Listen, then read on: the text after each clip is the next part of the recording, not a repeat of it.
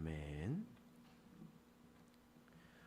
오늘 말씀은 레위기 5장 말씀을 통해서 우리가 하나님의 말씀을 나누도록 하겠습니다.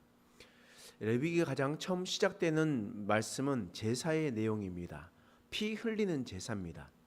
하나님께서 피 흘리는 제사를 우리에게 가장 먼저 말씀해 주셨던 것은 바로 그만큼 중요하기 때문이었습니다. 뿐만 아니라 하나님께서는 그 모든 우리들에게 심판하려고 하신 것이 아니라 내가 죄 사하는 것을 먼저 너에게 알려주겠다라는 것을 하나님께서 말씀해 주신 겁니다. 그러므로 우리가 이 레위기 처음에 나와 있었던 이 제사, 피의 제사를 생각하며 속죄하는 제사를 생각하며 왜 예수님께서 십자가에서 피 흘려 돌아가셨는지를 우리는 잘 생각해야 됩니다. 예수님께서 굳이 목매달려 죽을 수도 있고 다른 것을 죽일 수도 있는데 십자가에서 그렇게 피를 흘려 돌아가셨던 것은 곧 바로 이 레위기 제사처럼 피를 흘려야 속죄함이 있기 때문에 바로 예수님께서 그 십자가를 지셨다는 것을 우리는 제사 제도를 통해서 우리는 그것을 다 알 수가 있습니다.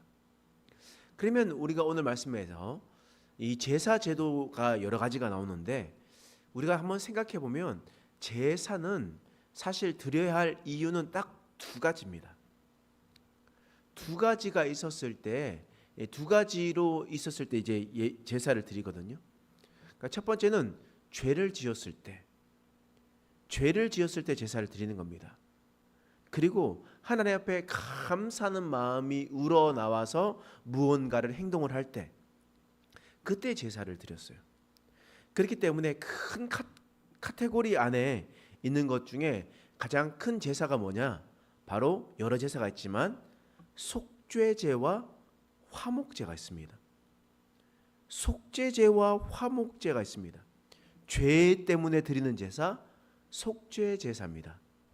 그리고 하나님께 감사하는 마음을 담아서 무언가를 행동하는 것들, 그것이 바로 화목제사로 드려지는 제사예요.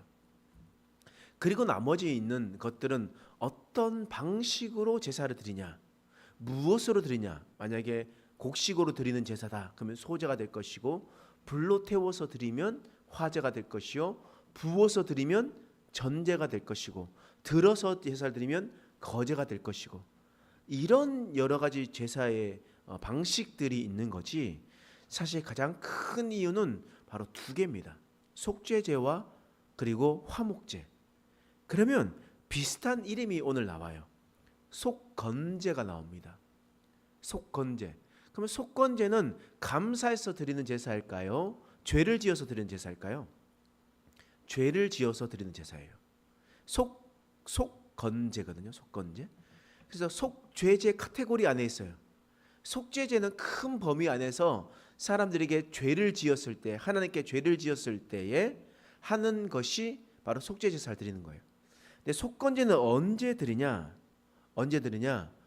돈에 관한 것들에 대해서, 물질에 관한 것에 대해서 범죄했었을 때 속건제사를 드립니다.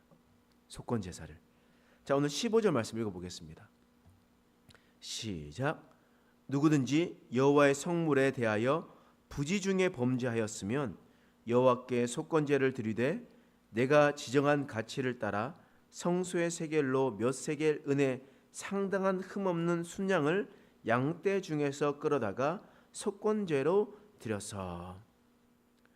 여러분, 누구든지 여호와의 성물에 대하여 범죄하였으면, 하나님께 드리고자 했었던 것에 대해서 자신이 범죄했으면 어떤 제사를 드린다고요? 속건제의 제사를 드리는 거예요. 재물에 대한, 물질에 대해서 하나님 앞에 죄를 지었으면 이 제사를 드리는 거예요. 그리고 생각해 보면 이럴 때 있잖아요. 하나님, 제가 하나님께 뭘 하겠습니다. 제가 하나님께 뭘 드릴게요. 하나님, 이렇게 할게요. 라고 하면서 저한테 찾아와가지고, 목사님, 제가 기도해봤는데 이거 할게요. 라고 이야기를 했어요. 근데 사람이 바쁠 수 있잖아요. 사람이 생각이 망각할 수 있잖아요. 그래서 늘 잊고 살았어요. 잊고 살았는데, 그런데 갑자기 기도하는 중에 갑자기 떠오르는 거예요. 내가 이거 하기로 했었는데? 그러면 어떻게 해야 돼요? 속건 제사를 드리는 거예요. 하나님 앞에 속건 제사를 드리는 거예요. 제가 중학교 때 참 이렇게 부흥회를 할 때 드렸던 것이 있는데, 부흥회 하시는 목사님이 당신이 어렸을 때 뭔가 하나님께 뭔가 드리겠다라고 이야기를 했다가 수십 년이 지나가지고 갑자기 기도하는데 아주 옛날에 있었던 그 일이 갑자기 생각이 나게 됐던 겁니다. 잊어버려가지고 도저히 하나도 생각나지 않았었던 그런 내용이었는데 갑자기 기도하는 중에 생각나게 했다는 거예요. 그럼 그 누가 생각나게 한 겁니까? 하나님께서 생각나게 하신 거죠. 그러면 그 마음에서 있어서 하나님 앞에 회개하고 그것을 주님께 갚았다. 사실 우리도 이런 일이 여러 가지가 있거든요. 뭐 저도 있을 것이고 여러분들도 있을 겁니다. 그럴 때 우리는 지금 하나님께 나와서 하나님께 회개하고 우리가 하나님께 그 내용들을 갚는 것이었지만, 이 구약 시대 때는 반드시 속건 제사를 드리는 겁니다. 근데 속건 제사를 드릴 때 그냥 드리지 않아요. 만약에 우리가 100만 원을 하나님께 드리기도 했습니다 라고 얘기하면 생각났다고 100만 원을 드리냐? 아니에요. 말씀은 그렇게 되지 않습니다. 법에는 어떻게 기록되어 있냐? 그 밑에 말씀 16절 말씀이에요. 읽겠습니다. 시작. 성물에 대한 잘못을 보상하되 그것의 5분의 1을 더하여 제사장에게 줄 것이요 제사장은 그 속건제의 순양으로 그를 위하여 속죄한즉 그가 사함을 받으리라. 여러분, 지금 성물에 대해서 잘못했으면 어떻게 해야 한다고요? 5분의 1을 더하여, 그러니까 100만 원을 만약에 하나님께 약속했는데 생각이 났어요. 그러면 100만 원만 드린다고 합니까? 아니죠. 5분의 1을 더하여 드리는 거예요. 더하여 드리는 거예요. 그 하나님께 드리는 거예요. 그리고 난 다음에 어떻게 하냐?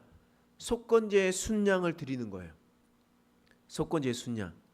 그러니까 이 하나님께 드려야 될 것은, 약속했던 것은 5분의 1을 더해서 드리고, 그리고 난 다음에 자신의 죄는 어떻게 해야 돼요? 속죄의 제사를 드려야 되잖아요.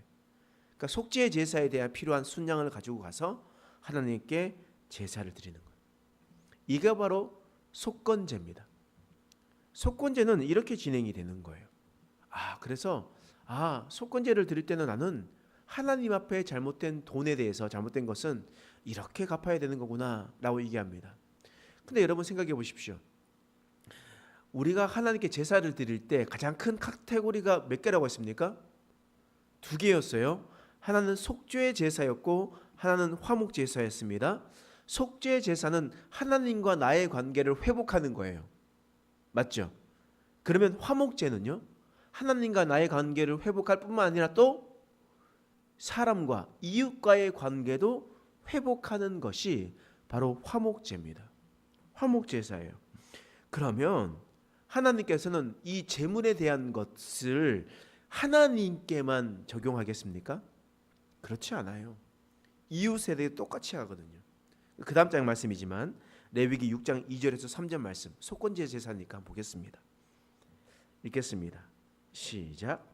누구든지 여호와께 신실하지 못하여 범죄하되 곧 이웃이 맡긴 물건이나 전당물을 속이거나 도둑질하거나 착취하고도 사실을 부인하거나 남의 잃은 물건을 줍고도 사실을 부인하여 거짓 맹세하는 등 사람이 이 모든 일 중에 하나라도 행하여 범죄하면, 지금 누구든지 어떤 사람이 이웃이 맡긴 전당물, 그를 속이고 도둑질하거나 착취하거나 잃어버린 물건을 줍거나 부인하거나 이런 거짓 맹세를 하는 모든 사람들은 어떤 제사요?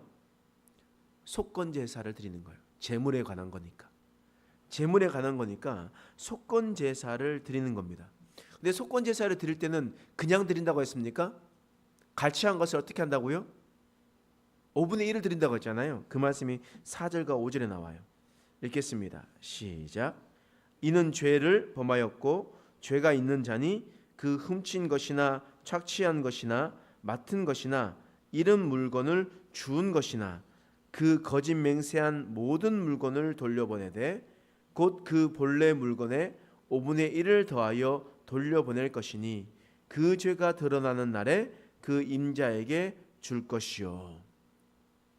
지금 그 사람에게 범죄했었던 것도 다 5분의 1을 더하라라고 말씀하고 있는 겁니다. 5분의 1을 더하라. 그래서 하나님이 우리 이 세상을 바라보실 때 하나님과의 관계도 신경 써야 되지만 이웃과의 관계도 신경을 써야 함을 계속해서 말하고 있는 거예요. 그래서 우리가 성경을 하나를 다 엑기스를 내면 그것이 하나가 사랑이 되고 그 사랑을 두 컵으로 나누게 되면 하나는 하나님의 사랑이 되고 또 하나는 이웃 사랑이 되는 겁니다. 근데 이게 법으로 이제 다 기록되어 있는 거예요. 법으로 다 기록되어 있기 때문에 하나님께서 이렇게 말씀하셨기 때문에 우리는 하나님 사랑, 이웃 사랑 이렇게 얘기하는 겁니다. 예수님도 어떤 법이 가장 큰 법입니까? 라고 얘기하니까 예수님도 또한 하나님을 사랑하고 내 이웃을 내 몸과 같이 사랑하라. 주님께서 말씀하시는 것 아니겠습니까? 이렇게 하는 거예요. 그러면 남에게 100만 원을 띵땅 쳤어요. 훔쳤어요. 아니면 갈취하거나 주었어요. 그런데 그 죄가 되면 이제 얼마를 줘야 된다고요? 100만 원을 줘요? 아니죠. 120만 원을 줘요. 120만 원을 줘요. 그리고 난 다음에 그 사람은 이제 어떻게 해야 됩니까? 주는 것으로 끝납니까? 아니죠. 이제 속죄 제사를 드리기 위해서 양 한 마리 끌고 이제 하나님께 가야 되는 거예요. 제단에 가야 되는 겁니다. 제단에 가서 하나님 앞에 나아가서 그 죄에 대한 값을 치러야 되는 거예요. 6절 말씀이에요. 읽겠습니다. 시작. 그는 또 그 속건 제물을 여호와께 가져갈지니 곧 내가 지정한 가치대로 양떼 중 흠없는 순양을 속건 제물을 위하여 제사장에게로 끌고 갈 것이요. 사람에게 단순히 돈을 갚는 것으로 끝나는 것이 아니라 하나님 앞에 그 모든 것을 피의 값을 치러라, 죄의 값을 치러라 라고 하나님께서 말씀하시는 겁니다. 여러분, 이 모든 것이 바로 하나님께서 우리에게 명령하신 거예요. 만약에 재물이 아니더라도 예수님께서 뭐라고 하십니까? 옆에 있는 친구와 다투면 예수님께서 뭐라고 해요? 하나님께 와서 먼저 예배하려고 하지 말고 먼저 친구에게 가서 사과하라, 화해해라. 그리고 난 다음에 주님 앞에 나와서 제사하고 예배라. 하나님께서 말씀하는 건 아니겠습니까? 바로 이게 하나님께서 우리에게 명령하시고 우리가 해야 할 행동임을 우리에게 말씀하고 있습니다. 그러므로 우리가 이 속건 제물에 대해서 생각을 잘 하시고 우리가 하나님과의 관계, 이웃과의 관계를 다시 한 번 더 재정립하는 저와 여러분 되시길 간절히 소망합니다. 기도하겠습니다. 하나님, 오늘 속건 제물로 제사로 하나님의 뜻을 알아가게 하신 것을 감사합니다. 하나님, 우리가 이 세상을 살아갈 때에 우리가 어떻게 행동해야 되는지, 어떠한 생각으로 살아가야 되는지를 알게 해주셔서 감사합니다. 우리가 그 마음을 가지고 우리가 일평생을 살아가게 하여 주시옵소서. 그래서 주님을 알아가고 주님 말씀대로 행동하고 그 말씀대로 순종하며 걸어나가는 인생 되게 하여 주시옵소서. 감사드리며 예수님의 이름으로 간절히 기도드립니다. 아멘.